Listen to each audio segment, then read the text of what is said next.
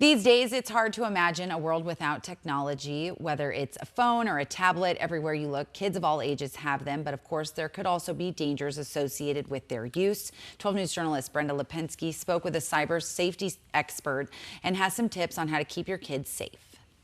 Deciding how and when kids can use technology is a common discussion for parents nowadays. Kenneth Pitts says he and his wife let their kids use tablets, but with conditions. So before they can activate any of the games that they prefer, we make them do a certain amount of reading, a certain amount of learning apps and videos.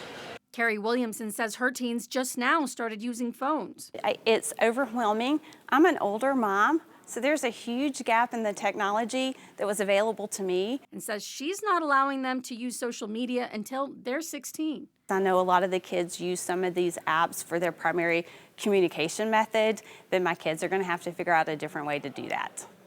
Clayton Cranford is a former school resource officer and founder of cybersafetycop.com, who says parents should be more engaged in their kids' technology. The number of children who are hurting themselves, self-injury to deal with their feelings has gone up. So our children have turned away from healthy ways of dealing with their feelings to use phones to take care of that for them. And this is not healthy. This has to change. And I'm afraid it won't change until parents wake up to this and take a stand. Recommending parents use apps to monitor their kids' usage. And the other thing too is you need to be aware of what's happening. So probably one of the easiest things you can do is install an application on your child's device that runs in the background and looks for problems and alerts you when they find them. And says parents should probably wait until after age 16 to allow for social media. Every family's different.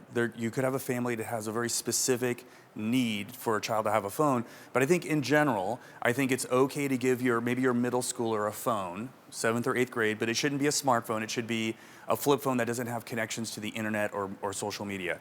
And he says talking to your kids about the risks and harms of social media is important, as well as creating an open dialogue. This is the parent saying to their child, if you come to me and you tell me that you have a problem, even if you've made a mistake, it's okay, I want to help you.